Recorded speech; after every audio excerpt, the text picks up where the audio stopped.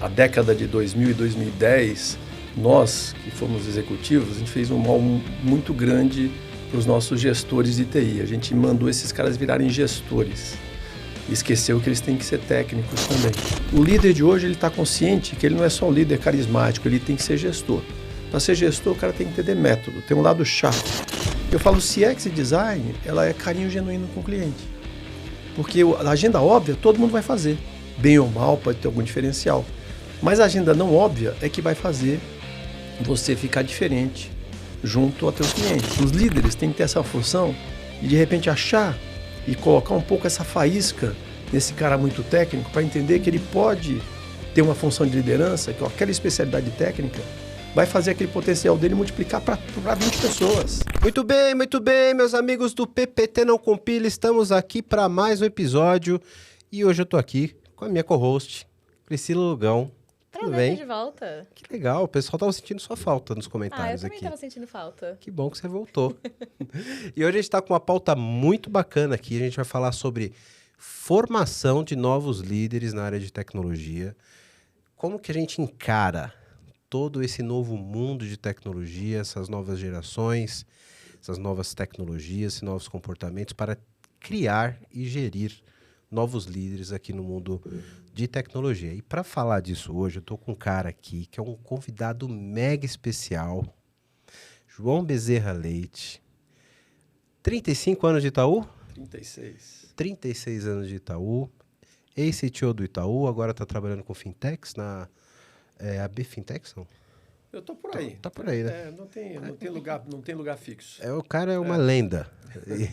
Já teve aqui com a gente uma vez no PPT Não Compila, que ele falou mais sobre a história dele. Eu vou deixar o link aqui. E, Bezerra, sabe que o PPT Não Compila ele tem dois momentos, né? Tem o antes da sua participação e depois da sua participação, de verdade. Isso é nada como ter amigo. Mas é verdade. Obrigado pela sua presença de novo. Obrigado a vocês aqui. É sempre um super prazer. Com certeza vai ser uma delícia. Vamos falar e não tem bala de prata, né? Vai falar o que vem, o que vem na cabeça aqui, o que vem na inspiração. E como vocês são inspiradores, com certeza vai sair coisa boa aqui. Realmente, nada como ter amigos, tá vendo? Não é? Obrigado novamente pela presença, Bezerra. Então, hoje a gente vai falar aqui sobre esse novo mundo de tecnologia, né? Você que é técnico, se você quer ser um líder, como você tem que se capacitar, como que você que é líder de um líder pode tratar esse momento de transição. Vamos falar sobre as gerações, vamos falar como incentivar essas pessoas a serem mais altruístas, vamos falar sobre o comportamento das empresas nisso tudo. O episódio está muito bom. Vamos lá que a gente vai fazer uma lição de casa muito boa aqui, vai trazer muito conteúdo para você. Se você pode contribuir com o nosso trabalho no PPT Não Compila, você pode ser membro do nosso canal. Vai lá no YouTube, do lado do botão de inscreva-se. Primeiro você vai se inscrever, depois você vai dar o like e aí tem o botão Seja Membro. E se você não pode contribuir dessa forma, você já compartilha muito, compartilhando esse episódio e deixando a nossa comunidade cada vez maior e cada vez mais forte. Então, obrigado, vamos lá que o episódio está muito bom. Bora!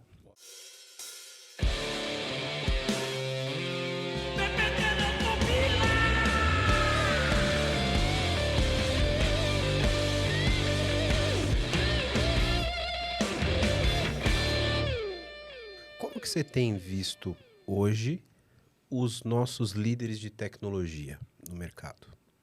Como um todo. O que você tem visto e como você tem enxergado essas posições hoje? Bom, isso não vale, né? Começar assim, né? Mas eu acho que os líderes de hoje são melhores que os líderes de antigamente, sabe? Acho que eles são mais versáteis, são líderes que conseguem unir algo que a década de 2000 e 2010, nós que fomos executivos, a gente fez um mal muito grande para os nossos gestores de TI. A gente mandou esses caras virarem gestores. E esqueceu que eles têm que ser técnicos também. E o cara não precisa ser um especialista, mas o gestor, a gente fez o cara virar gestor, ele virou chefe. Então, na década de 2000 e 2010, a gente forçou muito, que era uma demanda, que era uma carência do profissional de TI, saber ter método para gestão, se organizar, para poder planejar e executar as coisas, não simplesmente ficar ali fazendo, programando, né? Eu acho que nesse período a gente formou muitos gestores que deixaram de ser técnicos e a gente ajudou alguns a morrerem entre 2010 e 2020. que é uma pena, quer dizer, eu faço até uma meia-culpa, porque foi uma geração que acabou tendo... Hoje em dia, o líder de TI, ele é um líder, lógico, ele tem que ser mais preparado. Eu digo que ele é mais preparado, é um líder melhor do que ele era há 20 anos atrás, porque hoje ele é técnico que não precisa ser especialista, mas ele entende. Hoje em dia, todo mundo tem essa consciência que é importante você entender tecnologia e entender negócio junto. Então, você tem que... E a tecnologia hoje está embebida no nosso dia a dia, não é mais de alguns seres imortais, que eram os ciberneutas como nós, né? Então, o cara tem que entender tecnologia. Por outro lado, o líder de hoje, ele está consciente que ele não é só um líder carismático, ele tem que ser gestor. Para ser gestor, o cara tem que entender método. Tem um lado chato de entender metodologia. Então, mesmo na Holacracy, que é a mais democrática das administrações, tem muita disciplina, tem que seguir manual, tem que seguir rotinas. Então, o líder de TI de hoje, eu vejo que ele consegue equilibrar mais o lado técnico, o lado gestor, com o lado líder, que é o lado de fazer a inspiração e de ser um influenciador, de ter a visão de futuro, e o outro lado, que é o principal, que nós líderes de 20 anos atrás não tínhamos, que é você colocar o cliente no centro. O líder de TI que não entende o cliente, ele está fora do jogo, porque não tem como você ser um cara de tecnologia se não entender que tem um cliente do outro lado para você entregar aquilo que você está desenvolvendo. Então, eu acho que o líder de TI hoje, a princípio, seguindo esses 4, é um líder mais preparado, porque ele aprendeu no dia a dia que ele tem que aprender essas 4 coisinhas para poder se dar bem. O líder de 20 anos atrás, a gente estava preparando ele para ser um chefe, o que foi muito ruim. Então, eu acho que hoje a gente prepara melhores líderes. Por outro lado, eu vejo também que dessa nossa galera nova aí de tecnologia não quer ser líder. A galera nova, essa é uma outra carência. Os líderes que existem eu acho que são melhores, mas eu vejo que a turma nova de tecnologia quer codar, quer programar e não quer ser líder. É uma pena, porque o Brasil precisa de mais líderes. Esse país não vai para frente se não tiver líderes. Então, essa geração mais nova tem que ter na cabeça que a gente precisa ter mais líderes, que precisam ter mais líderes sendo formados da geração nova, para não ficar só a geração antiga, os antigos chefes. Então, o líder é uma coisa uma coisa fundamental para um país crescer. O país precisa de líderes, precisa de mais líderes de tecnologia. A gente forma pouca gente em tecnologia comparado com os líderes de mercado como China ou Estados Unidos. A gente precisa formar mais tecnologia e mais líderes, né? Então, é meio que um paradoxo que eu estou falando, mas é um pouco a visão que eu tenho de hoje, né? Você acha que nesse meio tempo que a gente teve dessa evolução nessas gerações, uma coisa que você falou que me chamou bastante atenção foi a questão dos métodos, né, das metodologias. E a gente teve nesse meio do caminho aqui a evolução das metodologias ágeis e uma visão mais de CX, de visão orientada ao cliente, né? Você acha que essas metodologias ajudaram esses líderes a sair um pouco desse estereótipo do chefe lá do modelo de waterfall, que era muito mais centrado em ser um PMO praticamente e ter mais contato com o negócio, ter mais centralidade no cliente? Isso ajudou a formar essa geração mais versátil? Eu não acho que ajudou a formar, mas ela é um instrumento dessa geração. Essa geração tem mais consciência disso, né? Então, eu sempre brinco que a TI, hoje em dia, ela tem uma agenda óbvia e uma agenda não óbvia.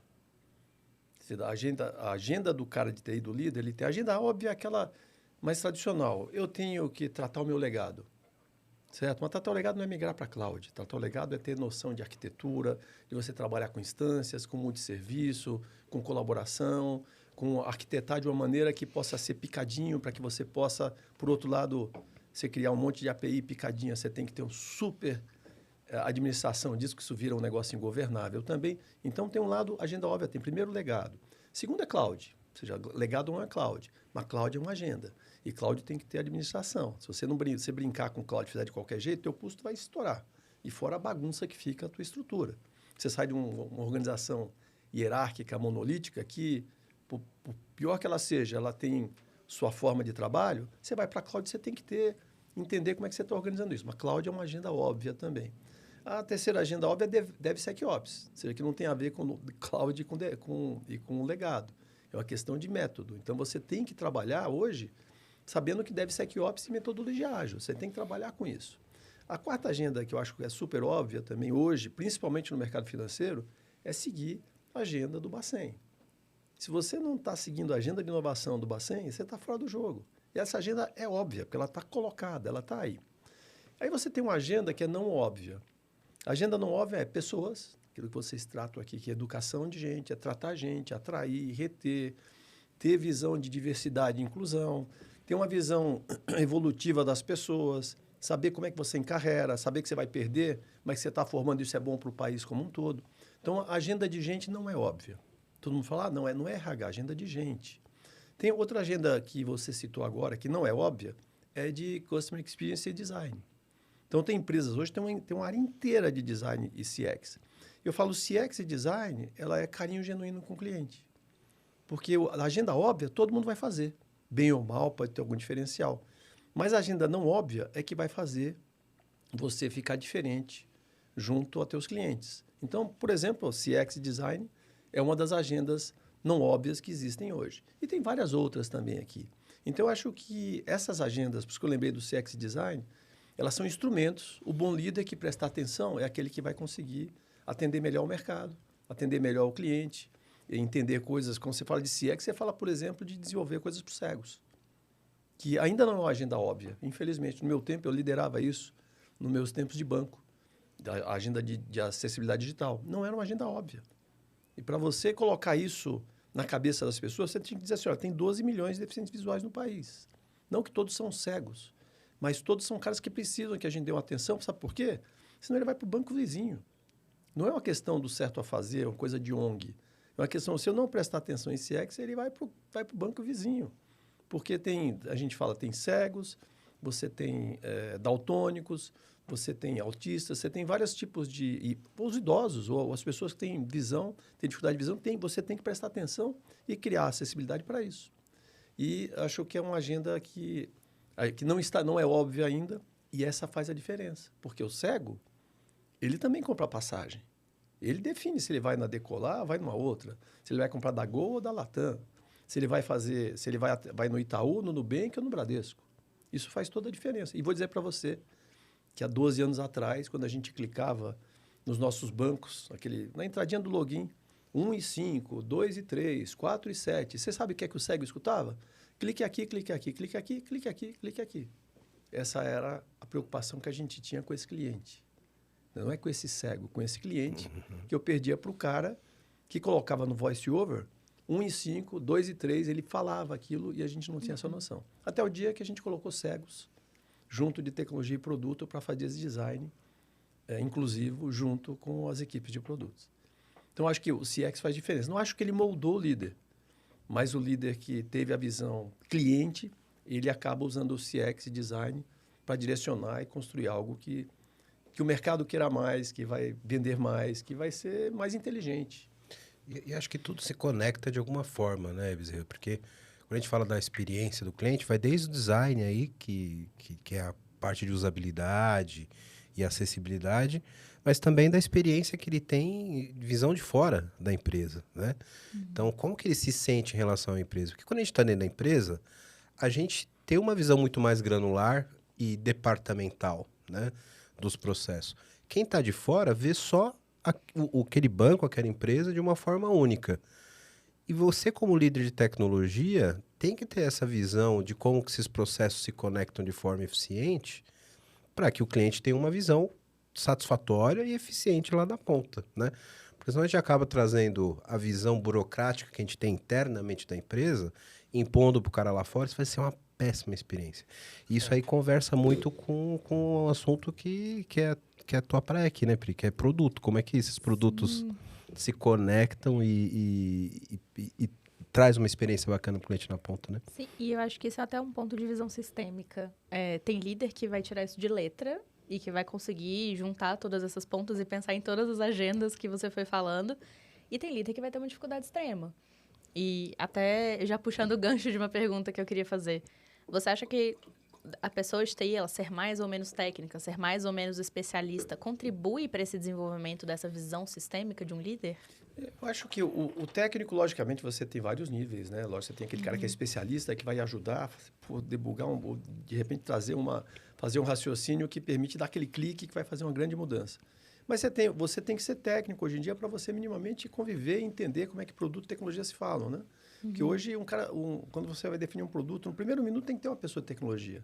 Até para dizer, você não pensa nisso agora, porque o nosso sistema não está preparado para isso. E se a gente tem a tecnologia, se é factível, se não é factível. Isso, timing, né? O Sim. timing é super importante. Às vezes você não está pronto. Não adianta você querer o produto ter uma ideia mirabolante que a TI não está pronta ainda, que aquilo vai demorar 2 anos. Vai ser uma frustração. Não, pera um pouquinho. Aí você constrói os MVPs, né? Constrói... E aí volta o que você falou agora há pouco de ágil. O ágil não é só desenvolver rapidinho. O ágil tem muita disciplina envolvida. Você tem que saber que você tem tempos e tem funções que você tem que seguir. E quando você fala de ágil, você está falando em construir, vamos dizer assim, em sprints menores, ou seja, coisas pequenininhas em sprints menores, entregar valor em sprints menores, desenvolver de uma maneira com mais qualidade, desenvolver de uma maneira mais planejada e entregando valor a cada passo que você dá. Mas tem que ter disciplina para isso. Ele está mais ligado ao incremental do que com a velocidade. Exatamente. E o ágil não funciona. Vamos implantar o ágil, semana que vem vai ter resultado. Não, vai ter resultado talvez daqui a 1 ano, daqui a 2 anos, quando aquilo entrar no ritmo. Aí você vai ser veloz. Porque você entrou na questão, no modelo de trabalho que faz sentido. Mas o produto está sempre... Quando a gente fala de ágil, não faz sentido mais sem produto. Você concorda? Sim. E aí vem até uma outra agenda não óbvia, que as empresas não percebem, que é a agenda de inovação aberta. Essas empresas não percebem, principalmente as grandes, que tem muito mais inovação fora do que dentro. E a gente, às vezes, de maneira muito narcisista, acha que é só aqui dentro que a gente tem as grandes ideias. Quando as ideias estão fora, você tem que procurar lá fora. E inovação aberta não é só inspiração, tem transpiração. Você tem que estudar, você tem que ir nos coworkings, você tem que ir nas faculdades, você tem que ir nas associações, tem que ir no chão de fábrica, você tem que aprender no mundo quem está fazendo melhor e, de repente, copiar e melhorar. Então, a inovação aberta ela está fora. Então, você tem que aprender e você tem que ter método também. Não dá para você fazer só vamos fazer inovação. Segunda-feira, reunião de inovação das 9 às 10h30, saímos inovados de lá. Não existe isso, né? O próprio processo não é inovador para falar de inovação. Exatamente. Então, não existe... Eu não acredito no departamento de inovação. Eu acredito na inovação que acaba sendo embebida na empresa. Mas para isso tem que ter método. Tem um lado chato, lado do gestor, né? Tem que ter uma forma de implementar isso de maneira que você passe a exercitar até que um dia aquilo seja inconsciente. E você esteja ali inovando todos os dias, porque você está praticando no dia a dia. Seja buscando as coisas numa faculdade, buscando num lugar diferente, que eu falei, vai em Moscou entender algo que teu preconceito não deixava você entender e trazer para casa algo que pode fazer a diferença, né? Quero falar com você agora que ainda não conhece a Clever. Clever é uma empresa que já tem mais de 3 milhões de usuários em 30 países com 30 idiomas diferentes, que tem trazido soluções em blockchain, criptomoedas e ativos digitais. O objetivo da Clever é te dar liberdade financeira para operar nesse mercado de cripto.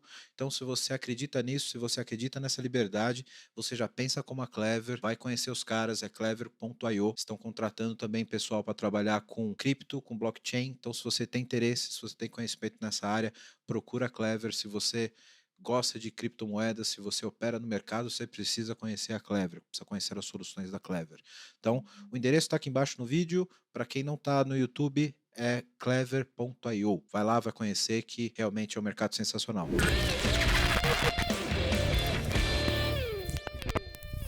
Mas quando a gente pensa no dia a dia de uma pessoa que é especialista técnica e quando a gente pensa no dia a dia de uma pessoa que é gestora de um time técnico, as rotinas são completamente diferentes. O para onde você olha é completamente diferente. O que você acha que pode fazer essa pessoa técnica ser uma boa gestora? O que você acha que ajuda a virar essa chavinha? Olha, porque quando você faz esse salto, ele... É difícil, né? Mas vamos dizer que o gestor, para mim, o cara que é um gestor que estuda como fazer gestão, o cara que entende ágil é um gestor. Uhum. Esse cara é técnico também. Não é que eu falo que ele tem que ser técnico e ter uma especialidade. É um cara... O técnico consigo que ele tem um cara que está preparado para aprender a reaprender o tempo inteiro. Uhum. Então, lógico que você pode migrar para fazer carreira em Y. O cara gosta muito do lado Y, não deixa lá, o cara vai codar o resto da vida. Eu acho que pode mudar a cabeça de um cara desse, não é, gestão como é legal. Se o cara não gosta, não adianta, né? Mas ele tem que exercitar, eu acho que é o propósito que tem por trás. Qual é o propósito que eu tenho? Porque não adianta a gente só fazer o que a gente gosta. Essa questão deve ser porque eu faço o que eu gosto. Né? Eu tenho um cunhado que é piloto, ele faz o que? Ele fala, pô, eu brinco o tempo inteiro, que ele é piloto, ele adora. Ele fala, eu não trabalho. Dá até raiva, né? Mas e ele gosta mesmo, mas ele faz o que ele gosta, mas é o contrário. Na verdade, você tem que aprender a gostar do que você faz. E como é que você gosta do que você faz? Que as coisas podem chegar no final e você está fazendo o que você gosta. Você gostar do que você faz significa você buscar propósito no que você está fazendo. Na hora que você achar o propósito no que você vai fazer, mesmo uma coisa chata, fica algo que você vai fazer com resiliência, porque você sabe que vai chegar no propósito. Fica mais fácil de lidar, Até o momento que isso vira uma coisa. O Paulinho falou um negócio super legal, né? Eu até peguei aquele corte dele, Sim. que ele fala, pô, propósito, a gente talvez ache no meio do caminho que a gente gosta. Eu achei super legal o que ele falou. Porque exatamente, eu nem trouxe óculos escuros para homenagear o Paulinho aqui, né? Pois é, mas para homenageá-lo, eu vou deixar o card aqui do episódio que o Paulo Yutsibos gravou conosco. Um episódio cheio de lições e com muita inspiração. Então, quem quiser conhecer melhor o episódio, o card está aqui ou aqui, não sei, está aqui em cima. E, assim, mas você não trouxe óculos escuros, mas você trouxe o vinho, né? Que o Paulinho gosta aqui, como bom italiano, né? Então tem o vinho aqui.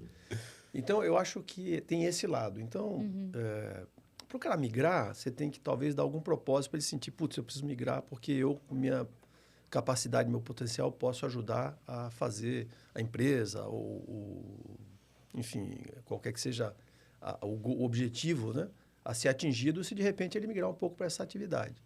Eu não acho que você tem que forçar ninguém a mudar nada, né?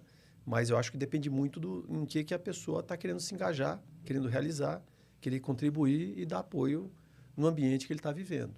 Então, eu não vejo problema nenhum você ter. Acho que a gente precisa de todos esses caras. Seja um cara muito técnico, que ajude. É um cara o debugador, o cara que tem um problema, é o cara que vai lá debugar. É super importante. É o cara que tem um propósito. Esse cara tem que ser super técnico. Ele tem que entender que ele está ali com carinho genuíno com o cliente. Esse pode ser um propósito. Sim. Entendeu? Sim. Agora ele pode ter carinho, tanto organizando as coisas, como de repente debugando, e você tem que dar a mesma importância para as duas atividades, né? Com certeza. E ele se sente desafiado de uma forma diferente, né? Às vezes o cara tem aquele tesão de resolver aquele problema e de investigar, e que às vezes um cara com outro perfil não tem o mesmo interesse genuíno, né? Mas nem sempre o cara que debuga é o cara que consegue liderar um Emergency Response Team, por exemplo. Exato. O cara tem que ter método. Mas ele pode ser também. Se ele for exercitado, esse cara que debuga, cara, que melhor líder vai ser esse cara que sabe debugar, que consegue... É só uma questão de treinar esse cara. Estou dando esse exemplo do debugador. Ele pode ser um líder de uma sala de emergência. O cara que na hora do emergência, o cara que vai chamar todo mundo. E ele sabe que precisa... o que ele precisa, porque ele já apagou muito fogo. Então, ele sabe onde colocar os bombeiros para investigar onde é que está o fogo. Porque esse cara já mergulhou. Então, acho que é uma questão da gente evoluir. Então, assim, os líderes têm que ter essa função de repente, achar e colocar um pouco essa faísca nesse cara muito técnico para entender que ele pode ter uma função de liderança, que aquela especialidade técnica vai fazer aquele potencial dele multiplicar para 20 pessoas. E aquilo que ele sabe vai para 20, né? E acaba começando com um tipo de liderança, não de gestão de pessoas, né? Mas de puxar o time, de ser a influência, de ser o direcionador. Galera, eu sei que esse é o melhor caminho, vamos comigo. E não de cuidar da carreira dessas pessoas, pelo menos não no primeiro momento, né? Mas vai muito do perfil de cada profissional também. Vai ter profissional que não vai suportar fazer isso. Isso é um ponto interessante, porque a gente tem experiência no mundo corporativo, a gente sabe que às vezes o cara tem um chefe, mas o líder é outro. Porque a liderança é natural. Sem dúvida, é verdade. Então, esse cara, ele tem um líder, é o cara que chama, vamos fazer isso, porque é o cara que ele segue. É o cara que você confia. Isso. É a pessoa que você olha. E tem o cara do organograma, que é o teu chefe, por acaso. Isso. Não, eu acho que esse exemplo que a gente deu do cara que é um debugador sênior, especialista, esse cara é um ótimo líder do Emergency Response Team. E eu acho que ele esse é um exemplo super natural, que ele gostaria de ser aquilo também.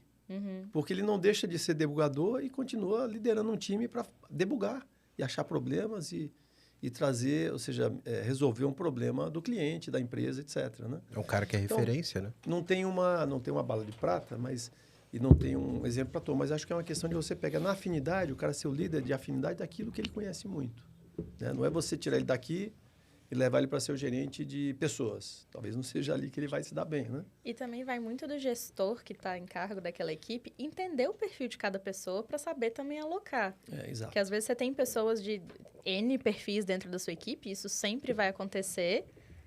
Essa pessoa incrível em debugar Pô, bacana, vamos botar essa pessoa para esse tipo de coisa. Esse aqui, nossa, ele tem um carinho com o cliente excepcional, tem uma visão sistêmica super legal de produto, vamos colocar mais nesse tipo de projeto. Vai muito do gestor conseguir fazer esse equilíbrio também, de Exato. usar as forças de cada pessoa para dependendo da iniciativa, né? Não dá para você ofender o cara, né? Assim, tirar daquela zona que ele não vai ficar feliz. Ele tem que estar feliz, né? Mas eu acho que você pode construir a felicidade, de repente, mostrando o exercício gradativamente para o cara ir pegando gosto. E, de repente, ele gostar do que faz, daqui a pouco ele está fazendo o que gosta.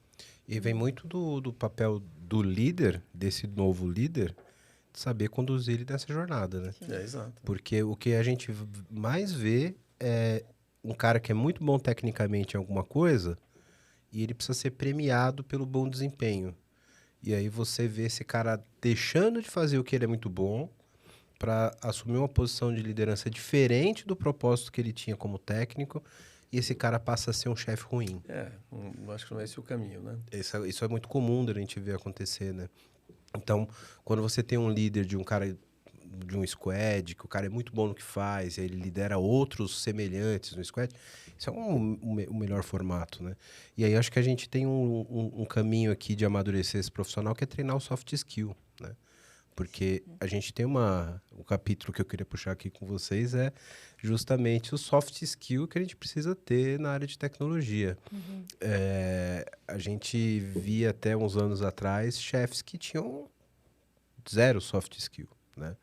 E eu concordo com o teu ponto, Zé, que a gente tem melhorado bastante isso. Acho que agora a gente tem pessoas mais preparadas e...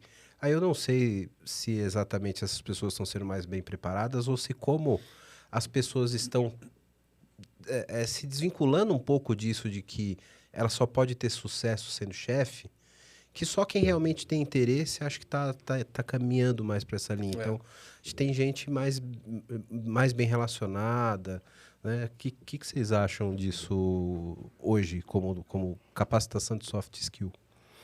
Eu acho que capacitar soft skills sempre é um desafio muito grande. Porque a gente pode ensinar para a pessoa qualquer coisa, menos ela querer fazer aquilo ali. Esse é um Então, problema. uma pessoa técnica, ela normalmente já tem uma vontade de se profissionalizar e de se especializar até certo ponto em técnica. Mas como que você convence essa pessoa de que ela tem que se comunicar melhor, de que ela tem que saber delegar, que ela tem que aprender a gerir pessoas, que ela tem que ter a comunicação não só verbal, mas visual, escrita e várias outras soft skills. Como que você convence aquela pessoa de que aquilo é importante? Como que você mostra o impacto daquele desenvolvimento no dia a dia dela? Então, eu acho que esse primeiro passo de virar a chavinha e ela entender que aquilo é necessário para o desenvolvimento dela, já é um salto bem grande. Eu acho que é sempre importante, você que gosta de educação, que a questão, quando você passa conceitos, muitas vezes quando a gente aprende um conceito, você percebe que você já intuitivamente você executava parte daquele conceito. Mas quando você entende que ele existe, nossa, entendi agora. Você consegue pôr para fora, né? Então, muitas vezes, acho que a questão de ter essa educação do soft skill, eu acho que ela é importante. Logicamente, você tem que fazer com que o técnico tenha vontade de participar de um programa desse, né? Ou se oferece um vinho, uma cerveja, o cara vai, né? Ou fazer Funciona tem que bem. ter o agrado, né? Mas são coisas, tipo, na hora que você falou isso de comunicar, é importante, mesmo colaborar. Você fala, você tem que colaborar, né? E colaborar não é só o cara ajudar, não, é pedir ajuda também. Tem muito cara que não pede ajuda. Eu trabalho muito aí junto com startups, com mentoria de startups, fintechs. Eu vejo, por exemplo, muitas startups espetaculares, com modelos espetaculares, com uma equipe espetacular e um founder espetacular, morre porque o founder, que geralmente é uma pessoa mais nova nesse caso aqui, ele tem receio de procurar um investidor para dizer que não sabe alguma coisa ou que precisa de uma ajuda, porque ele acha que vai pegar mal. E eu já vi algumas morrerem porque o cara não foi atrás do investidor, que é parceiro dele, para pedir uma dica, um networking, uma dica de gestão podia ter mudado o caminho daquela startup. Isso vale para um departamento de uma empresa, porque a startup nada mais é do que uma microcélula de uma empresa grande. Então, muitas vezes o líder tem medo de perguntar ou até de pedir ajuda, e isso você tem que ensinar. Ele tem que estar pronto, essa vulnerabilidade, né? Pô, vou me mostrar vulnerável. Minha startup, investiu na minha startup achando que ela era espetacular e aqui eu tô com... eu não sei lidar com funcionário, eu não sei lidar com um problema simples, eu não estou com networking para entrar numa empresa X que o investidor podia já ter ajudado. Quer dizer, um cara mais sênior que está lá para isso, porque o dinheiro dele está lá investido na empresa. Então, eu acho que a questão de pedir ajuda é algo que hoje a gente acaba não sendo algo muito... muito natural, né, para as pessoas dentro da empresa, para não mostrar vulnerabilidade. Então, na hora que você educa e exercita, vai no treinamento, fala, escuta, vulnerabilidade não é uma coisa ruim. Eu fui para Israel em 2019, né, lógico, agora é um tempo ruim de falar de Israel pela toda aquela situação, né, da guerra e tal. Mas eu ouvia, eu lembro que quando o cara errava um projeto, eu falava assim, não tem problema, se der errado a gente tenta de novo. Né? Então, eles tinham uma frase que eu achava super legal, que é fail your way to success. Então, assim, logicamente que você errar 3 vezes a mesma coisa, aí é incompetência. Mas você errar tentando, seja tentativa e erro, o cara não baixa a cabeça, vai em frente. Então, a falha é como algo de sucesso, não pode ser como uma desculpa. Ah, não, mas a gente... Aquele negócio do fail fast vira desculpa, às vezes, sim, né? Fail fast o cara mistura com a disponibilidade. Né? Pô, caiu tudo, mas é fail fast, gente. Não, peraí. Caiu tudo é carinho com o cliente. Não dá para você errar. Você quer que erre uma vez na sua conta? Nenhuma vez. Não, você quer que erre o depósito na sua conta uma vez? Não existe isso. Ali é erro zero. O fail fast é quando você trabalha hipóteses. Mas fail your way to success significa que você está... É um mindset que você não tem problema você mostrar a tua vulnerabilidade. Mas para isso você tem que também construir a outra coisa que é confiança, né? Então, tem todos, não tem uma coisa sozinha, você tem que fazer uma construção. Eu acho que educação de um cara técnico, não para que ele seja líder, mas que ele saiba como desenvolver o software skill, que ela faz a diferença hoje, no squad faz toda a diferença. Você ter soft skill, colaboração, pedir ajuda, mostrar vulnerabilidade, ter confiança. E isso faz para tanto que hoje o líder do squad ele não tem um status maior do que os outros caras, mas ele tem um lado da liderança tem um papel de organizar a casa, né? Dizer assim, gente, levanta a mão, acabou o sprint, levanta, ninguém faz mais nada, e Xê, não faz mais nada. Pô, mas estou quase acabando, não, para aí. Então, você tem que ter esse papel, o cara que faz esse papel, né? E eu acho que essa é um soft skill, algo que a gente precisa mesmo, viu, Priscila, ter... mais treinamento e os nossos técnicos precisam disso. A gente não pode desanimar de fazer esse tipo de formação, porque faz toda a diferença para ele nem sabe. Sim. E acho que essa questão da vulnerabilidade, ela permeia todos os soft skills que a gente pode imaginar, né? Porque diferente do hard skill, eu boto o cara na sala de aula e ensino Java para ele. Exato. Eu boto o cara para estudar Python e eu sei medir o quanto ele sabe de Python ou não. Agora, dar um feedback sobre um soft skill que não é tão tangível, pisa no pessoal. Como é que eu falo para você que a sua comunicação não está tão boa? Só que você acha que a sua comunicação é boa. Eu não vou te dar uma prova de comunicação como eu te dou uma prova de Java. Não, sem dúvida. Então, ela é mais subjetiva a forma de avaliar isso no dia a dia, né? E aí o profissional tem que estar aberto a ouvir isso, né? Verdade. E você falou o negócio mesmo no hard skill, você tem que ter um mínimo de senso para você saber e entender o ambiente, para você dar os passos corretos, chegar no timing certo e chegar no objetivo. Vou dar um exemplo porque eu apoiei uma organização que era a Educafro, de inclusão de negros em tecnologia, e a gente tinha que fazer formação dessas pessoas para o mercado. Então, pessoas carentes que estavam se ressignificando, etc. E o que acontecia? Eram pessoas que tinham dificuldade para chegar no próprio local para fazer a aula. Então, a gente se preocupava em dar almoço e jantar, às vezes para dar dormida para alguns deles, que vinham de outras cidades. A gente se preocupava na agenda de ensino. Então, por exemplo, não dava para a gente chegar lá e ficar lá, vamos estudar hoje a língua Ruby on Rails, ou mesmo Java. Porque ele chegava em casa, ele não conseguia rodar aquilo em casa. Então, a nossa preocupação principal era em formar em lógica de programação, em vez de formar em programação. Programação você acha em todo lugar. Lógica, e aí tem um diferencial, porque nem todo mundo é formado em lógica. Então, a gente fez um programa de 6 meses muito mais baseado em lógica do que na linguagem em si. Um exemplo que eu costumo dar, Zé, é todo mundo sabe, a maior parte das pessoas sabem escrever português. Mas quantas são capazes de escrever um livro? Perfeito. Então, acho que a equivalência entre linguagem e a lógica é muito por aí, né? Exatamente. E aí o que acontece? E a gente combinou, no final eram 100 pessoas, a gente conseguiu colocá-los todos. Então, tinha gente que era catador de lixo na rua, que conseguia fazer R$500 por mês, passou a ter um primeiro emprego como programador com R$5.000.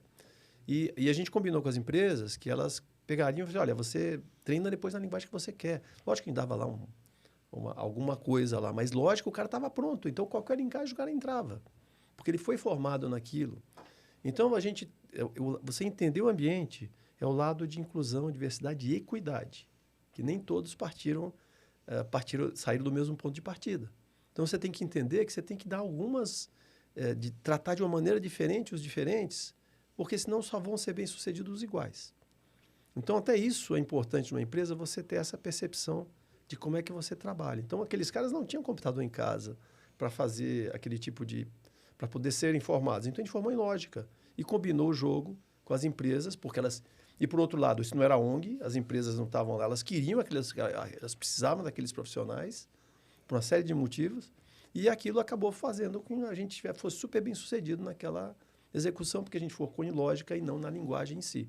E cá para nós, eu acho que eu não sei hoje todos como é que eles estão, já faz 4 anos que a primeira turma foi formada, e eu posso apostar com você que esses caras que aprenderam lógica devem estar melhor do que aqueles caras que no mesmo período aprenderam só uma linguagem de programação. Eu não tenho dúvida. O conceito é muito mais importante, né? Ou aprenderam a fazer copy-paste com IA. Né? E esse é um outro ponto, né? Como que a gente começa a se preparar para esse mundo novo que a gente está vendo de tecnologia? Porque a gente vem de uma geração de profissionais de tecnologia que a gente foi acostumado com um processo extremamente artesanal, né? Uma produção que era quase trabalho de artesão mesmo, para construir código. Era tecla por tecla, sabe? Então, o cara tinha que fazer... Agora eu vou descer um pouquinho mais na idade, tá, Bezerra? Fazer teste de mesa para testar o algoritmo, etc. E agora a gente tá no mundo do Copilot. É verdade, né? Verdade. Como que a gente prepara esses novos líderes para esse novo mundo? Acho que ninguém tem essa resposta 100% ainda, né? Mas como que você vê esse mundo novo, Bezerra? Não tem resposta certa, né? Mas já que você puxou nessa questão da idade, né? Que eu sou jovem há mais tempo aqui, eu programei, eu não sou um programador puro, né? Eu acabei indo mais lado de telecom, mas eu programei em Assembly, em microprocessador, 8086, 80286, Icotron. Programei nisso.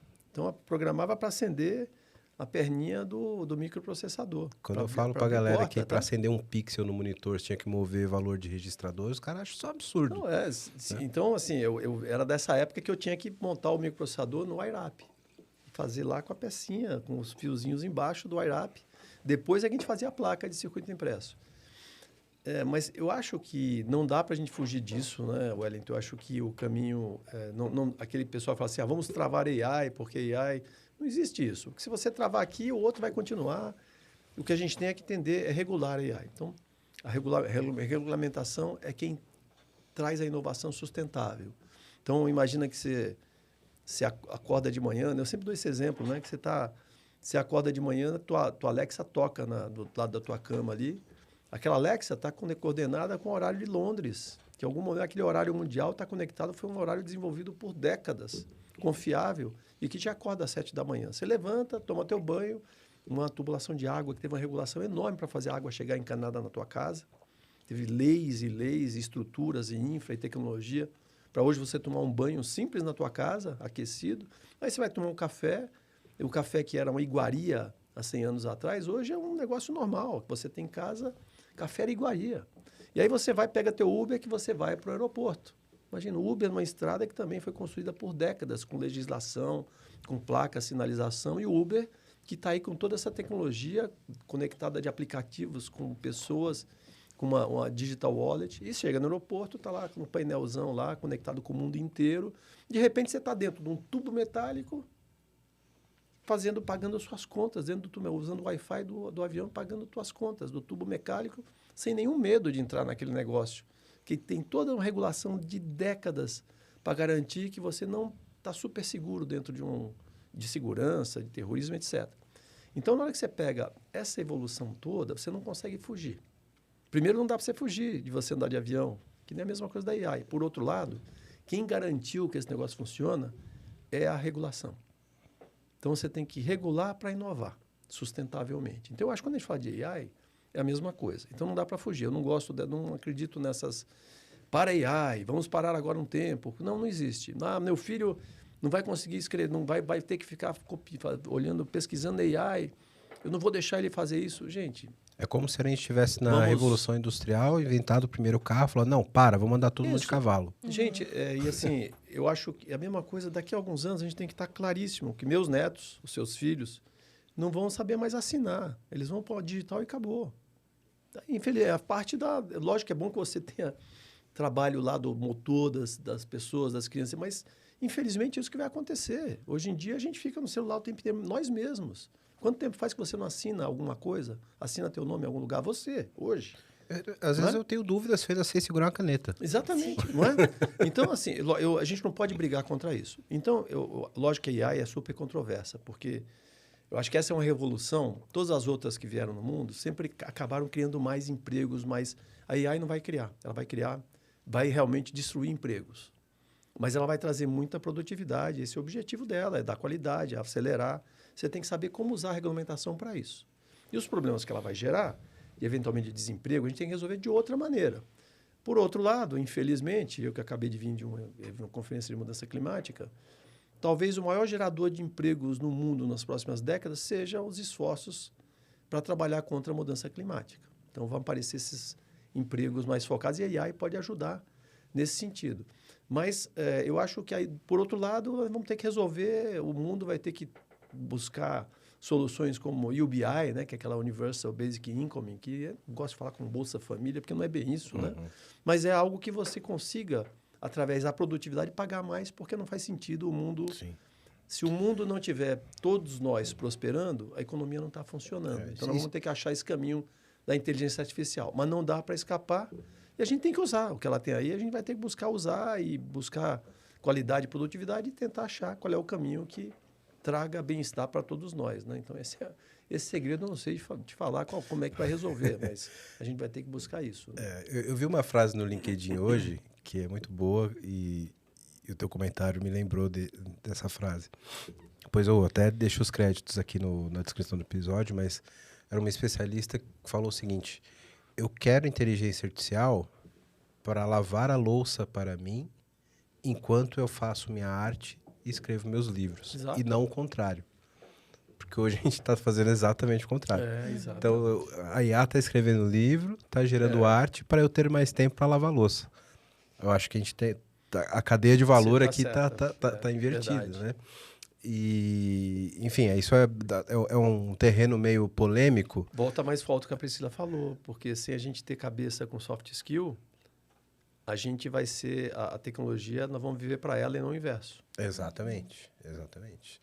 E a gente tá abdicando da nossa inteligência em prol da inteligência artificial para ter mais tempo para fazer uma coisa que a gente não tem muito valor como ser humano, né?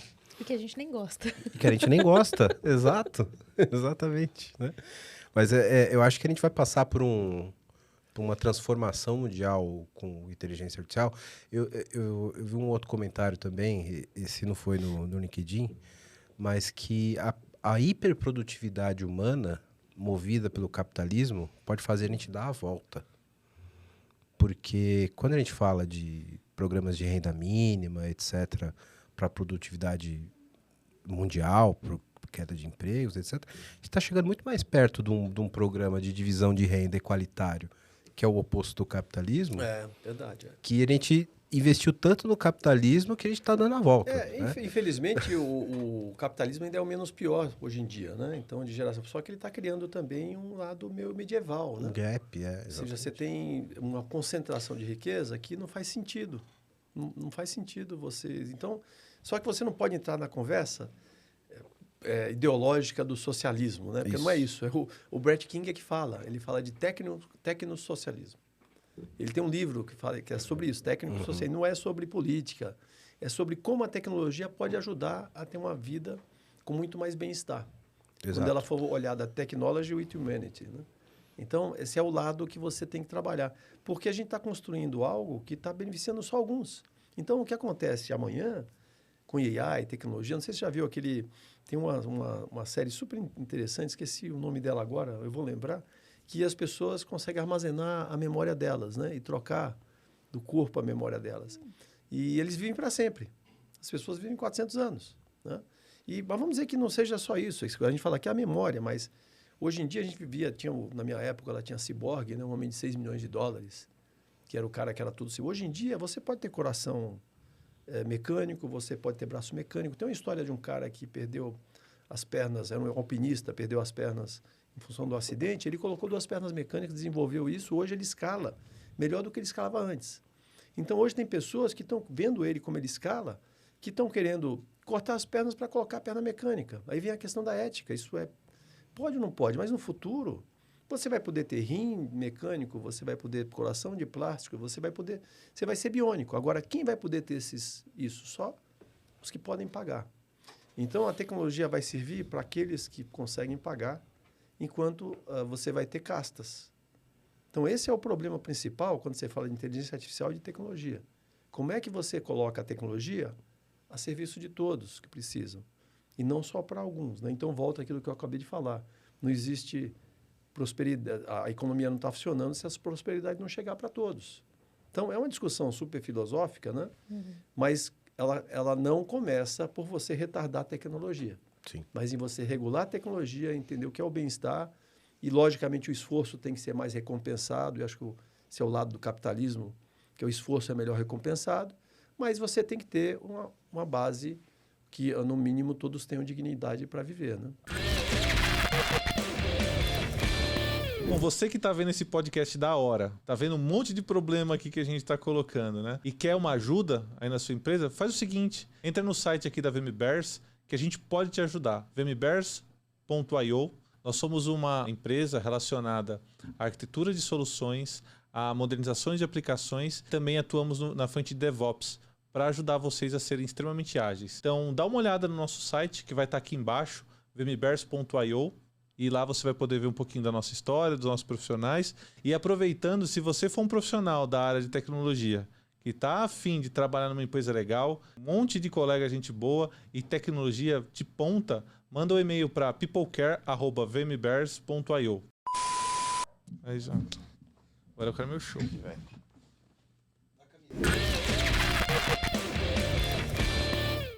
E trazendo a discussão de volta para o papel do líder ali.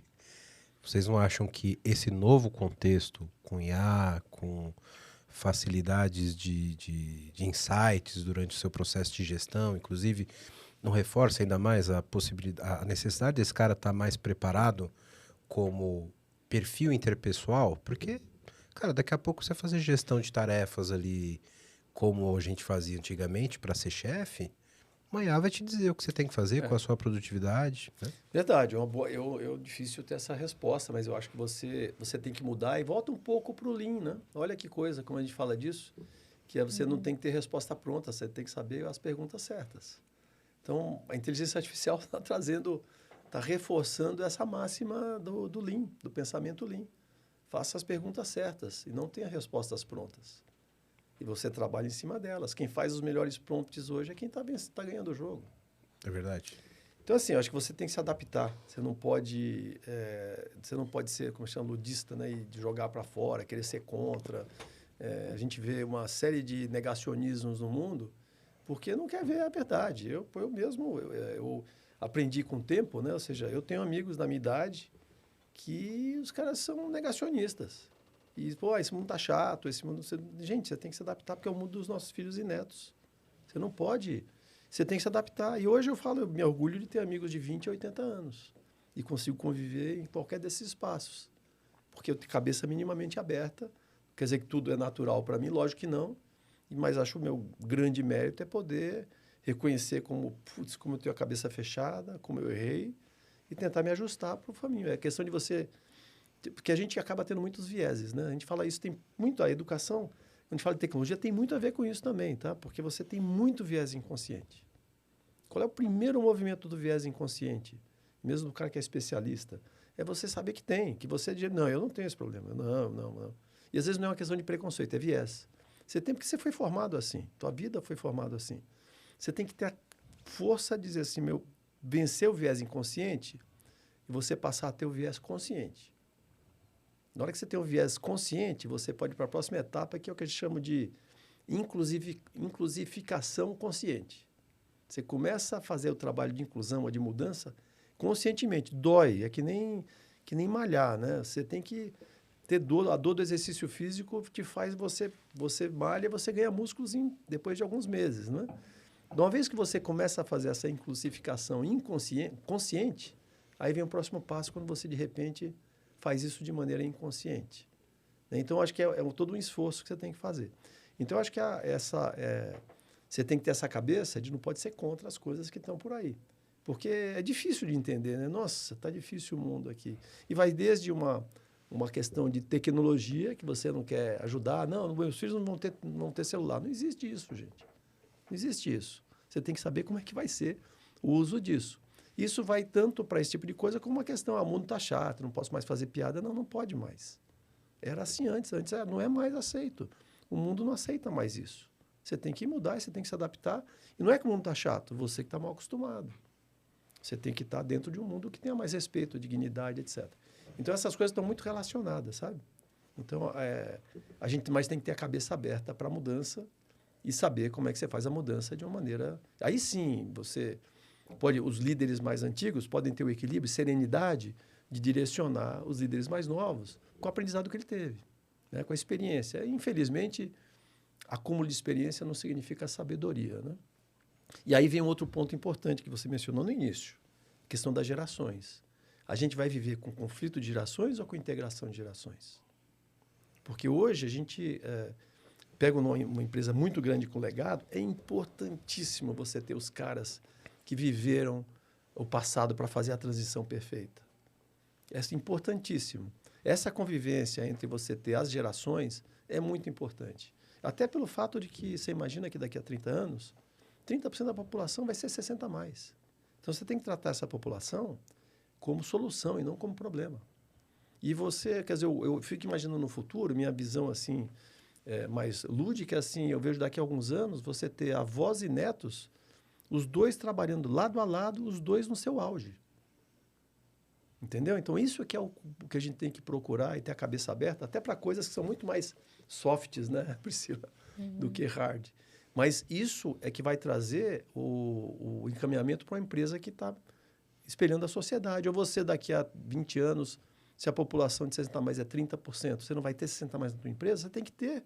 Eles representam 30%.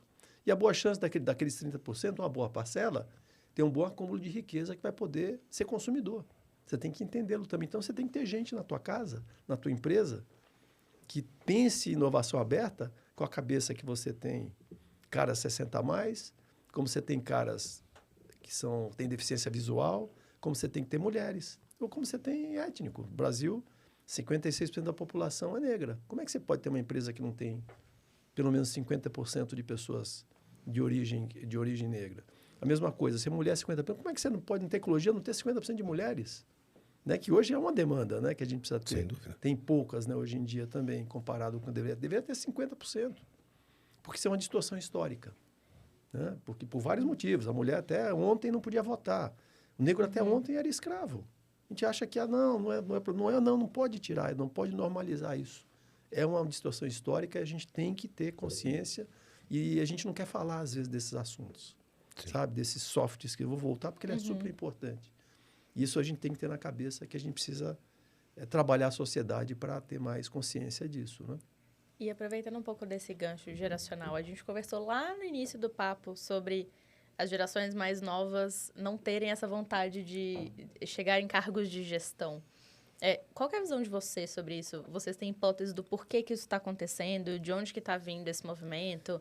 Se é uma questão de quero me especializar ou se é uma questão de não quero ser gestor, então o que me resta é me especializar? Como que vocês veem essa diferença?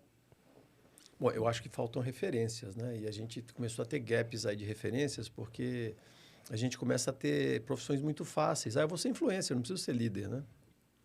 Mas o influencer é um líder, se você pensar bem. Acho que aqui a questão... eu acho que tudo, para mim, tem a ver com propósito. E a gente precisa desenvolver mais isso, desde as universidades, nas formações, nas empresas. Tem que trabalhar propósito. Então, se você pegar qualquer empresa, ela só faz sentido. A empresa que realmente é bem-sucedida no mundo são aquelas que trabalham muito fortemente visão, missão e valores. Então, parece uma coisa... quem trabalha em empresa grande, putz, isso aqui é para poder inglês ver, né? Para ter lá, para dizer que tem. Não, é importantíssimo. Você ter a missão da empresa, eu estou aqui para isso. Eu estou, sei lá, pega lá um banco. O banco está ali para fomentar desenvolvimento. Esse é o objetivo do banco. A visão dele tem que ser altruísta, não é eu vou ser o maior banco do Brasil ou do mundo. Eu vou ajudar 1 milhão de comércios a evoluir para crescerem. Esse deve ser o objetivo. Os valores. Aqui as pessoas têm que ser honestas, têm que ser íntegras, têm que ser competentes. Aqui as pessoas podem play hard, work hard, play hard, ou não, aqui é só work hard, não tem problema, cara, é sua visão, seus valores. E as pessoas têm que estar atreladas àqueles valores. Isso é super importante, porque na hora que você faz isso, que você define tua estratégia está ligada àquela missão, visão e valores. Na hora que você faz o plano de negócios daquele ano, você vai contratar pessoas atreladas àquela missão, àquela visão, àqueles valores, sempre que você contratar. E não pode ser uma coisa para inglês ver. Então, assim, você tem que ter missão, visão e valores, é você pensar em 10 anos. Estratégia, planeja 3 anos. Aí você executa em 1 ano, mas a execução tem que estar conectada com missão, visão e valor. Então, voltando aqui, eu acho que o que falta, às vezes, para exercitar e você buscar mais líderes é trabalhar que, cara, tem um propósito maior aqui. Teu objetivo não é só desenvolver um código, né? Você trabalhar no squad, ir para casa, tal, ter qualidade de vida, tá tudo certo. Você pode ter isso, sendo líder também. É mostrando que a vida dele vai poder fazer a diferença sendo líder e que ele vai ter prazer naquilo. A gente talvez não esteja demonstrando isso bem. Eu acho que nos últimos anos está acontecendo muito isso. Dos técnicos querendo ser técnicos, aí, lógico, aí não tem uma resposta única. As pessoas da questão de qualidade de vida, vê a nossa geração, os caras trabalham demais, não tiveram tempo para viver. E está tudo certo, eu acho que é um raciocínio, né? Mas eu acho que você vai para um extremo que eu acho que tem equilíbrio hoje para você fazer isso, né? Mas eu acho que tudo está em cima de que propósito você... Por que você está vivendo hoje? Qual é o teu objetivo? Porque você viver só sem produzir não é sustentável no tempo. Então, você tem que saber como equilibrar isso, né? Eu acho que a geração atual tem uma coisa muito legal. Com 20, 30 anos, vou tirar um sabático. Eu juntei dinheiro e tal, eu vou ficar 1 ano fora. Depois eu volto. Mas sabe que vai ter que voltar. Não é a vida inteira. Eu acho que tem equilíbrios melhores do que você esperar se aposentar para viver a vida. Então, eu acho que tem um lado mais legal dessa geração, que é pensar mais em fazer coisas que façam sentido, né? Mas você tem que ter um objetivo, por isso que a empresa é importante ter um objetivo altruísta. Então, para o próprio Jack Ma, né, no caso do Alibaba, ele tem lá a missão dele, é fazer negócios mais fáceis em qualquer lugar. Qual é a visão dele? Minha visão aqui é ser uma empresa que vai ajudar 10 milhões de comércios a prosperarem nos próximos X anos. E a outra coisa, assim, nossa empresa vai viver 101 anos, pelo menos. Ela foi criada em 99, por que 101? Olha que coisa. No Alibaba foi criada em 99. Se ela vai viver 101 anos, significa que ela vai até o ano 2101. Olha a cabeça do cara e já dá um tiro assim, eu tenho que viver até 2101. Vou viver 3 séculos, pelo menos, né? Em 3 séculos diferentes. E você trouxe uma visão altruísta, que é ajudar as empresas. Na hora que você faz isso, é muito forte. Então, acho que esse tipo de coisa, as empresas podem fomentar mais as pessoas serem líderes. Aí volta para coisa que a gente aprendia quando era criança, né? Você está pondo tijolo, você está pondo um tijolo ou você está construindo a catedral, né? A gente, esse é o exemplo clássico, né? E volta nele mesmo, que é propósito, né? Sim. Eu tenho uma visão muito, muito semelhante com a do Bezerra. Eu convivo, acho que mais até com essa geração agora do mundo corporativo, etc. E eu falo aí com uma visão de millennial quase X, ali na divisa, né?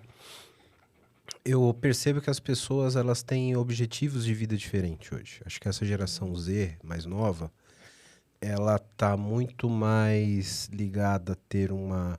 A visão de sucesso delas é muito mais pessoal do que externa. E eu acho que as nossas gerações anteriores, o millennial talvez um pouco menos, mas a geração X, os baby boomers, tinha muito aquela visão de que o meu sucesso de vida era ter um carro, ter uma casa, ter dinheiro, ser o chefe do departamento, etc. Isso acho que foi se desconstruindo no tempo, né? Eu acho que a geração dos millennials já não tem mais tanto isso, tem mais uma questão de vocação ali, etc. E a geração Z, eu acho que ela se desprendeu disso. Acho que ela pensa muito mais no propósito da empresa, está atrelado ao propósito pessoal dela. Então, eu trabalho numa empresa que tem um papel importante, que eu acredito, que eu vou me motivar e tá ligado com o meu propósito pessoal. Tem que ter mais sinergia hoje. Né? Exato. E ela procura se realizar dessa forma. Ok, o papel que eu desempenho profissionalmente está atrelado com meus valores pessoais, a empresa que eu trabalho está atrelada com meus valores pessoais. Conectado, né? E eu me sinto conectado, me sinto bem. Ele não tem a necessidade de se sentir realizado por ter uma promoção, por ser o chefe do departamento, etc. Porém, tem uma outra questão, que eu acho que isso não está ligado ao desejo de ser líder ou não. Porque eu acho que isso levou também as pessoas a entenderem que a liderança não é só ser chefe. Então, o cara pode ser líder sendo um influencer, Isso, é verdade. ele pode ser um líder ajudando um amigo, ele pode ser um líder no projeto pessoal que ele tenha na internet, enfim.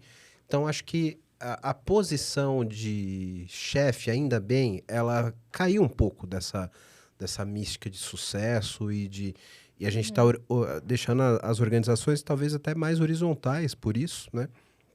E aí entra até aquilo que eu falei no começo. Eu acho que as pessoas que de fato têm esse desejo, né, de liderar pessoas, etc., estão se pronunciando mais para essas posições e tem melhorado o perfil das pessoas que têm esse perfil, né? Então, a gente não vê mais aqueles casos clássicos de o cara programa bem há 10 anos, precisamos botar esse cara como chefe. Aí o cara não programa mais, né? E Fica super frustrado. fica super frustrado e vira um chefe terrível. Frustrado, exatamente. Então, acho que essa aspiração dessa geração nova não é que eles não aspiram. Isso é muito. Eu vejo muito comentários negativos nesse sentido, até pelas nossas gerações que não compreendem, de que as pessoas não aspiram sucesso. Elas aspiram sucesso na visão e nos valores dela, que é diferente ele tem uma outra cara agora. Exato, né? O sucesso está diferente. Então, acho que todo mundo aspira para o sucesso. Mas cada um aspira de acordo com seus próprios valores, com seus desejos, né? Eu acho que a gente tem que ter um pouco dessa normalização, porque é exatamente o que você falou, Bezerra. A gente não pode ter conflito de gerações, a gente tem que ter sinergia dessas gerações, né? Então, eu como líder, como é que eu entendo essa nova maneira de trabalho e coloco essas pessoas para encaixar na engrenagem junto com outras pessoas que têm outros valores, né? Isso é um desafio. Com certeza. E, Bezerra, eu queria até aproveitar outro assunto que a gente estava falando lá no início. Quando a gente vai fazer essa virada de chave de uma pessoa que é especialista, e eu vou promover, né? Identifiquei dentro da minha equipe uma pessoa que tem super potencial, essa pessoa quer também tomar esse próximo passo. O que você imagina que deveria ser a primeira coisa para ajudar essa pessoa a virar de chave? Porque quando a gente está num dia a dia de especialista e dia a dia de gestor, ele é completamente diferente. São habilidades diferentes, são problemas diferentes. E eu acho que é o maior salto que a gente faz de quando a gente vai de um profissional sênior para gestor. Acho que qualquer mudança de atividade, lógico, voltar de novo, a gente pode bater na tecla do propósito, que é importante, ele vai poder ajudar mais. Nem deu o exemplo do debugador para o gerente da sala de emergências, né? O cara que vai estar lidando com as emergências. Mas acho que quando você faz qualquer mudança, ela tem que brilhar os olhos, né? Então, quando brilha os olhos, você tem sempre algumas coisas. Primeiro, acho que essa questão do propósito. Segundo, se a pessoa vai ser mais protagonista.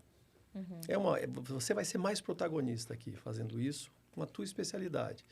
Terceiro, você tem que, naquela função, você vai aprender mais com ela. Você vai aprender mais com teus pares, com teus líderes, com teus colaboradores, né? Você vai aprender mais, aquele ambiente vai ser melhor, esse papel que você vai ter um papel de influenciar e formar mais caras que nem você, né? São coisas que você pode, logicamente, você fazer um cara mudar, não adianta a gente dizer que não, mas a remuneração faz diferença também, né? E eu acho que você tem que brilhar os olhos, tem essa composição de coisas, né? Mas a gente tem que fazer o cara brilhar os olhos para isso. E saber que talvez ele tenha um pouco de esforço para poder chegar lá, mas saber que ele vai ter um lado do aprendizado, que ele vai poder aprender mais com aquilo, aprender outras coisas, que ele não vai perder. Porque muitas vezes as pessoas mudam de função, e eu já vi vários casos de pessoas que tinham lá uma função de suporte que mexiam na empresa inteira, que tinham muitos colaboradores. E foi para uma função que era uma função de outsourcing, uma função pequena, que ele tinha que mexer com outra, com uma abrangência de network menor. E a pessoa, eu estou sendo downgradado. Não, você está indo para o lado. Na verdade, você não está indo para o lado, você está colocando um stack de conhecimento a mais aqui em cima. Então, agora você é um cara muito mais versátil. Você tinha esse stack, mais um stack. Você está pondo mais um stack, você com certeza vai ser um cara que vai ser melhor cotado para, de repente, fazer uma outra função para ter mais um stack de conhecimento. Você nunca joga fora os stacks de conhecimento que você teve, né? Então, acho você tentar trazer isso, que é uma coisa a mais, é um stack a mais. E a liderança é um step de conhecimento adicional que a pessoa tem, que adiciona aquilo. Você não está jogando fora, mesmo quando você vai lateralmente para uma outra área. Entendeu? O stack de conhecimento continua ali com você e você pode usar sempre. E quando você tira a foto, é ruim. Quando você olha o filme, você vê que faz sentido, né? Então, acho que tem que ter muita habilidade, não tem um manual, mas acho que esse mostrar, a pessoa brilhar os olhos, você tem que saber demonstrar que essa mudança pode trazer um algo mais para ele e não um algo a menos, né? Vou deixar de programar, né? Não, você vai ganhar um algo a mais, né? Talvez você tenha que programar de uma outra maneira agora. Sim, e é sempre importante mostrar para ela que conhecimento é algo que ninguém tira dela. Exatamente, né? exatamente. Dentro daquela empresa ou fora. Né? Isso. É o que eu digo. A única coisa que a empresa não pode tirar do que você está fazendo ali dentro é o seu conhecimento. Exatamente. Então, você passar por várias áreas, ter esse conhecimento, ele é incrível. E Né? às vezes você pega um programador e o cara lá, às vezes você tem um cara que tem 10 anos de trabalho e só tem 1 ano de experiência. Será que você tem 10 anos de trabalho? Você tem 10 anos de experiência? Entendeu? É muito diferente isso. Você pode trabalhar 10 anos e não ter esses 10 anos de experiência. Você tem 10 anos da sua mesma experiência repetida. E isso é uma grande verdade, muitas vezes, para um programador. Isso é muito normal, até em posições mais operacionais, né? Isso, é. Porque a pessoa está tão habituada ali a fazer aquilo sempre, o tempo todo, né? E que acaba ficando no ostracismo ali, de estar sempre naquela mesma posição. E aí gera o comportamento de rejeição à mudança.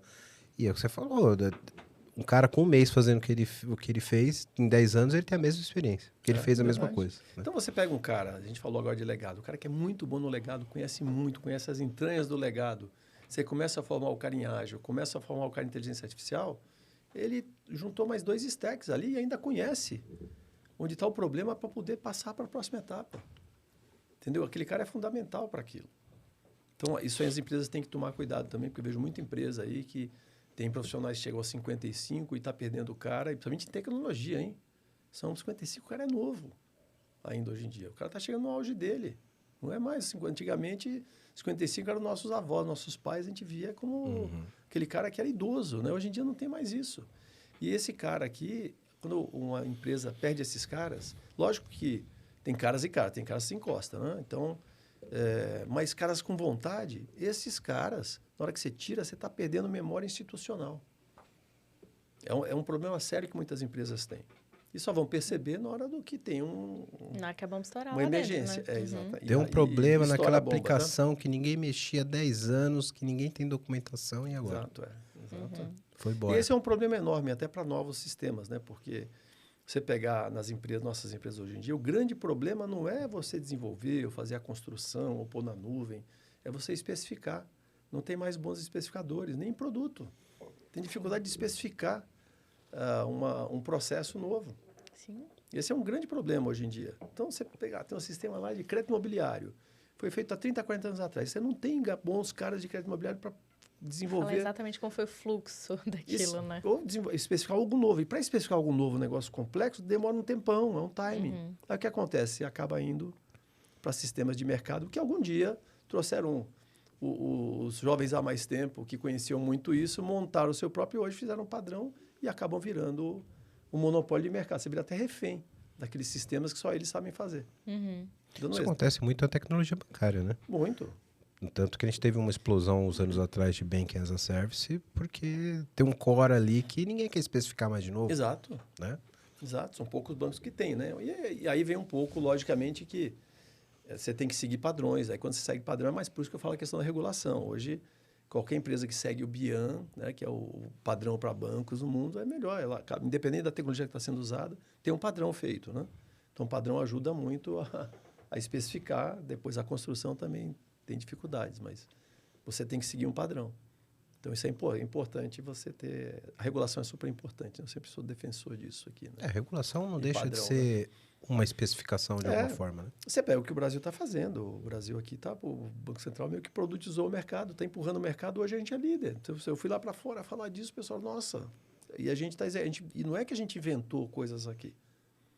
A tecnologia geralmente nasce em países emergentes como Estados Unidos. A regulação geralmente nasce na Europa, e principalmente bancária, né? E é por isso que os bancos têm um problemaço lá, porque pega a sua maior qualidade e o maior defeito.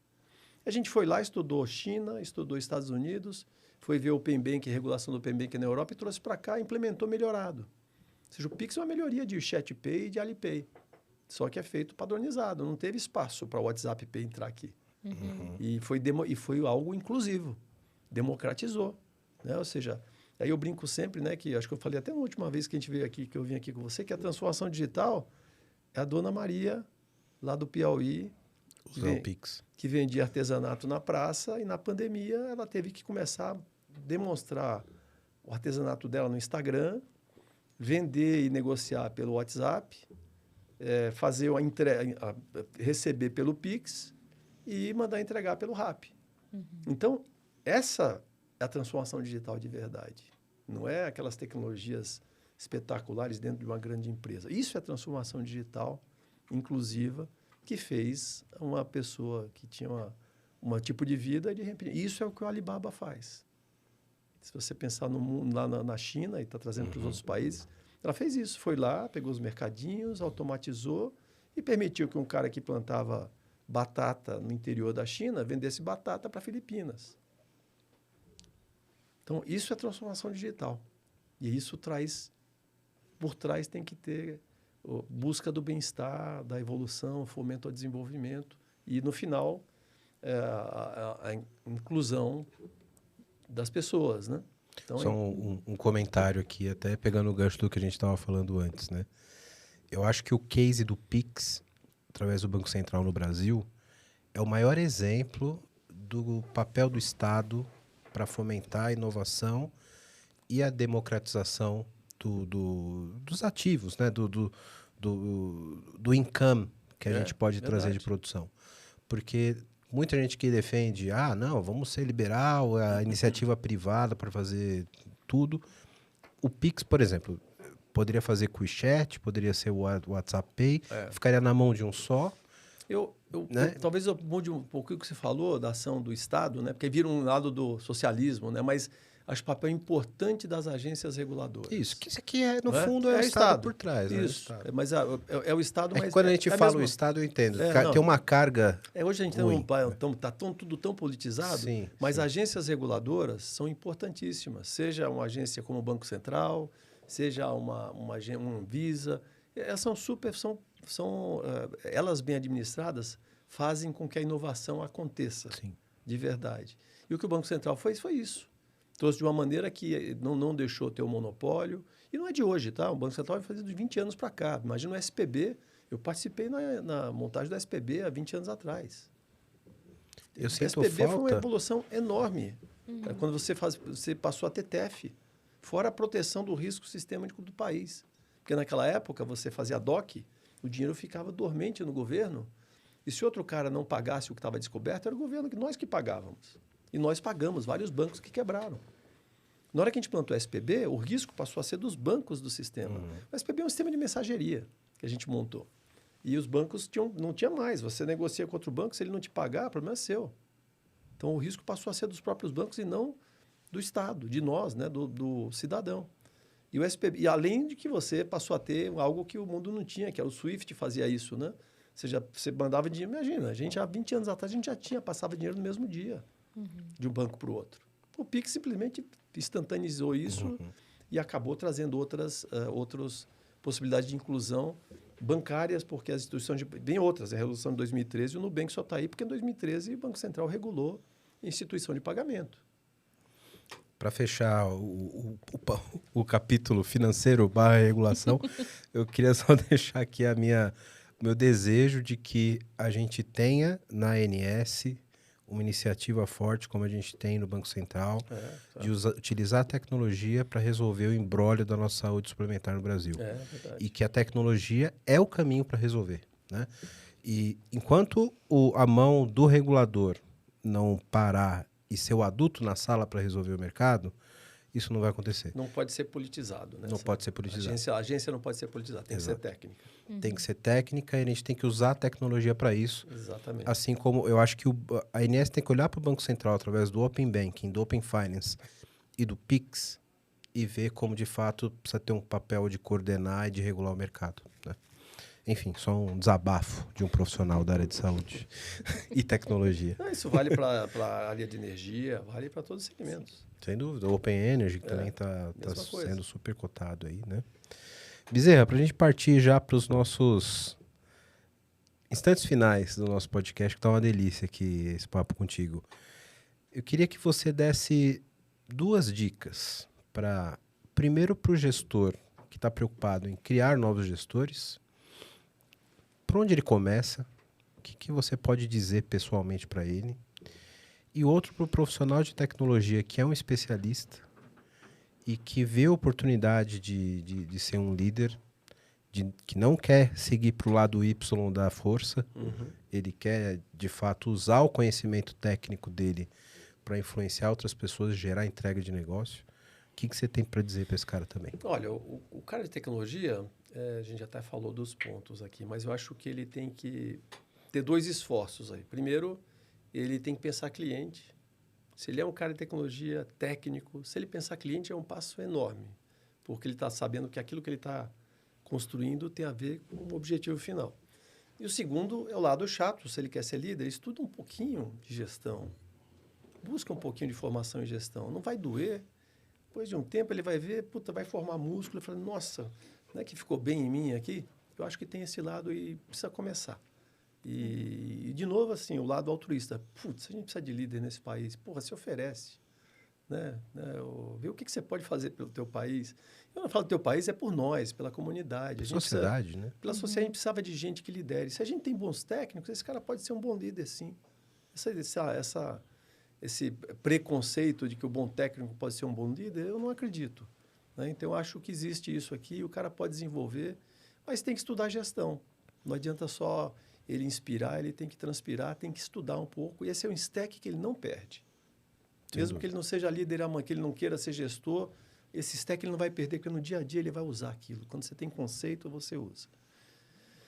Para o cara que é gestor, na verdade, o que eu posso colocar um pouco é a minha experiência, Wellington, do meu tempinho aí de carreira, né? Pequeno período. Pequeno período, né? E tanto período... E eu vou dizer porque eu estou há 5 anos nesse mundo aí mais fintech, mais de conselhos, mais de... tendo experiências. Eu brinco que eu tô só começando, né, Wellington? Então, acho que esse é um espírito bom, estou só começando. Então, o gestor tem que pensar, eu estou só começando. E você vai estar começando sempre. Então, todo dia tem uma experiência inusitada que você pode passar, mas depende de quanto você está aberto para isso e a experiência vem para você, quando você está aberto a isso, tá? Eu acho que coisas que eu diria que o bom gestor tem que pensar assim, diga mais não. Porque às vezes você fica muito ser colaborativo demais e começa a acumular coisas que você não tem a capacidade. Veja qual é a sua capacidade e faz aquilo com foco que você vai fazer bem, entregar bem, sem querer ser solícito demais e atender aquilo que você não pode executar. A gente tem dificuldade em dizer não em muitas situações, principalmente quando você é um cara que é pró-empresa, pró-equipe, mas às vezes não dá, aquilo não, você tem que ser sincero. Outra coisa é construa o teu network genuíno, sabe, com o tempo. Relacionamento genuíno, ele faz uma diferença no tempo enorme. Porque quando você é genuíno, não é você sair, o cara simplesmente ser um cara comunicativo, brinca com todo mundo. Genuíno é uma coisa que vai além disso. As pessoas entenderem que quando elas precisam, elas podem falar com você e que você, quando precisa, vai falar com elas também. A questão da colaboração que eu falei, isso faz muito sentido, principalmente quando você sai de uma empresa muito tempo de casa e você vai para um mundo diferente. Porque quando você é um cara muito bem sucedido numa empresa, no dia seguinte que você sai, você vira um cara globalmente desconhecido. Isso faz toda a diferença porque são as pessoas que você lidou a vida inteira. E eu acho que outra coisa é que não desista na primeira frustração e dê o máximo que você tiver sempre, mesmo que você falhe. Porque as pessoas vão lembrar de você que você deu o máximo mesmo quando você falhou. Então, são pequenas dicas que vão além das dicas que eu podia dar aqui, que eu acho que eu já falei das competências, né, do gestor. Mas essas são coisas importantes. E talvez a última que eu daria é para a turma dos profissionais que estão virando jovens há mais tempo, se sentem, e a gente tem um pouco desse lado negativo do profissional que passa a ter 40, 50 anos, de putz, estou em fim de carreira. Eu já acabei de falar, nós vamos ter 30% de 60 a mais daqui a pouco. Então, a gente tem que ter o mundo pensando assim, se você... A nossa vida, hoje em dia, quando você chega aos 50, de verdade, de maneira muito serena, você está na metade da tua vida profissional. Você está na metade da tua vida, da tua carreira. Você viveu 30, você tem mais 30. Ou você vai ficar parado os próximos 30? Então, pensando nisso, você tem que pensar como profissional, principalmente esses caras de 50, e vale para os caras de 40 também, que você tem que pensar que você sempre, nesse momento do... E olha, é um negócio simbólico mesmo, viu, Wellington? Muito forte. Quando você chega nos 50, você começa a pensar em decadência e não em ascendência. Gente, tem 30 anos para frente. Então, você tem que pensar ladeira acima e não ladeira abaixo. E pode ver que a cabeça dos profissionais é sempre ladeira abaixo. Com a preocupação, vou chegar nos 55, que eu vou fazer aos 60. Gente, é pensar ladeira acima e não ladeira abaixo. O mundo tem um monte de oportunidade. Logicamente, se você vai pensar ladeira acima, você tem que cuidar do teu colesterol, tem que cuidar, tem outros esforços. Tem outros detalhes, né? Que tem vale esforço que nem fazer o estudo de gestão. Então, você tem que pensar nisso também. Mas eu acho que você tem que pensar ladeira acima e continuar construindo e pensar, pô, estou só começando. Logicamente, você pode pensar em stacks diferentes, pensar em outra forma de estar contribuindo, mas você não pode pensar ladeira abaixo, porque é o que normalmente o profissional que chega nessa etapa de 40 a 50 anos começa a pensar. Tem essa preocupação em esse receio, não, pensando assim, putz, eu vou para cima. Tenho muito mais para frente aqui. Então, esse lado de você olhar para a tua vida com uma maneira cabeça alta, cabeça positiva e procurando qual é a próxima coisa que eu vou aprender aqui. O que eu vou fazer a próxima? E não deixar esse lado de você mesmo se abater com a idade junto ao teu ambiente de trabalho. Que isso acontece, você mesmo se vence. Você mesmo é vencido por você mesmo, entendeu? Sim. Uma coisa que eu sempre penso aqui no auge da minha adolescência de 40 anos, Bezerra, o que eu posso fazer profissionalmente daqui em diante de aproveitar novas oportunidades com a bagagem que eu tenho e a visão que eu tenho agora, né? Então, antes a gente pensa muito em, que oportunidade que isso está trazendo para mim, o que eu posso me agarrar de oportunidade. E eu penso que agora, mais maduro, eu sempre penso, que oportunidade eu posso criar e que passo eu posso dar além com a experiência que eu já tenho e com a visão que eu tenho. Porque é natural. Quando você chega nos 40 anos, você pensa nas coisas que você fez com 25, com 30 profissionalmente, você fala, poxa, ali eu poderia ter tido uma oportunidade que eu tivesse a visão e a experiência que eu tenho hoje, talvez eu faria diferente e tinha um resultado melhor. Então, eu sempre penso nisso de quais novas oportunidades eu posso criar e que podem surgir para o Wellington de 40 anos. Eu acho que isso é uma visão interessante para que você não pense que, cara, é o contrário, você está criando novas oportunidades com uma bagagem diferente. E você não está perdendo oportunidades porque você está mais velho. É o contrário. Exatamente, exatamente. Eu sempre procuro pensar assim que... Assim eu me mantenho adolescente o tempo todo. Mas é isso aí mesmo. Você tem que pensar assim mesmo. E Pri, para aquele cara que vai seguir o conselho do Bezerra, de se preparar, de conhecer um pouco mais sobre gestão, sobre produto, a PM3 pode ajudar também, né? Com certeza. A PM3 consegue ser uma excelente parceira, não só para essa pessoa, mas também para as empresas que estão vendo potencial naquela equipe. Verdade. Que estão vendo potencial naquele time que está entrando, ou que eu preciso seniorizar uma pessoa, que eu preciso tornar uma galera ali liderança, referência dentro da empresa. E dentro da PM3 a gente tem vários moleskines, essa frase a gente usa em tudo quanto é coisa, que é conhecimento não tem Ctrl Z. E a gente falou isso aqui várias vezes. Então, todo conhecimento que você vai adquirindo com a carreira, seja com a PM3, eu espero que seja, que a gente vai estar lá para ajudar, tanto com os cursos quanto com a comunidade também. Mas ele sempre vai ser cumulativo, você nunca vai perder aquilo. Então, a PM3, tanto para empresas quanto para as pessoas, a gente consegue trazer repertório, que vai ser o que mais vai trazer diferencial para essa pessoa, tanto na soft skill quanto na tech. No especializar, sou UX, vou fazer uma interface melhor. Vou trazer acessibilidade para o meu aplicativo, para a minha interface. Vou conseguir projetar produtos melhores, vou conseguir trazer uma visão sistêmica melhor. Então, para cada desafio ali, a gente tem uma coisa legal para conseguir apoiar esse pessoal nessa jornada. Legal, isso aí. Eu vou adotar a frase. Conhecimento é igual blockchain. Só grava uma vez. Então, a gente vai deixar aqui na descrição os links da PM3. Vamos deixar aqui o contato também da Pri. Então, se você se interessou, quer levar a formação do PM3 aí para sua empresa também, quer dar uma oportunidade melhor para os seus líderes, entre em contato. A gente vai deixar o link aqui embaixo na descrição. Isso aí, fica a dica, né? Fica a dica. Bezerra, meu amigo, muito obrigado pela sua participação. Obrigado a vocês. Foi ótimo. incrível. Sempre um papo contigo aqui poderia ser um episódio de 4, 5 horas, cara. E eu fiquei com saudade agora de ter um episódio técnico de novo contigo. Porque Opa, a gente escorregou em alguns E- aqui que eu quase entrei nos assuntos Putz, contigo. mas aí eu vou ter que ir na PM3 fazer uns cursos. Não, imagina. A gente vai estar pedindo para você dar curso pra gente. Pô, daqui a pouco você tá dando aula lá. Então, Muito bom, gente. Obrigado. Eu super agradeço. Vocês são super simpáticos, uma delícia aqui. imagina, obrigado. Eu que agradeço a sua presença. Pri, obrigado de novo nessa co-host incrível aqui no PPT no Compila. É sempre um prazer voltar. Que bom. Fui muito feliz. Sim.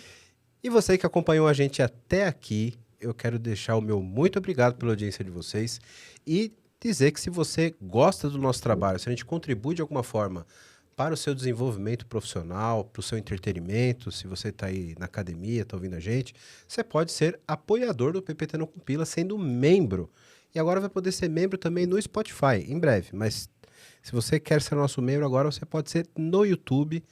Entra no nosso canal, seja membro, você vai pingar um tchuru aqui pra gente e contribuir com o nosso trabalho. Se você não pode contribuir dessa forma, você já contribui demais compartilhando esse episódio e deixando a nossa comunidade ainda mais forte, maior e trazendo mais conhecimento para todo mundo. Então, muito obrigado pela audiência de vocês. Meus amigos, obrigado pela presença. Obrigado, Pri. Obrigado, Bezerra. Obrigado. Até o próximo episódio. Valeu! Obrigado! Isso aí.